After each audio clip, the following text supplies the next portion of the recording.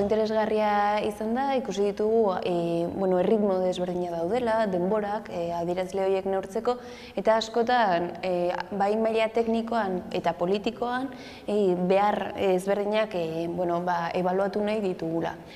Agerian gelditu da, ebaluaketa izan behar duela denontzako sistema bat, sistema partekatua izan behar duela, eta elkarra adostuta. Orduan, proposatu ditugu adibidez, hainbat tresna horretarako.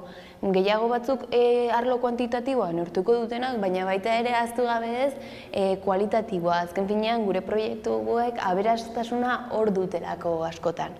Eta, bai, jaso ditugu oso ideia bereziak, Inglaterrako toolbox edo izena mendun gauza bat, neurrien arabera erabilgarria izango zaiguna, proiektu txikia baldin bagera, edo elkarte handiak, bakoitzak horretan erabili ditzazkegunak.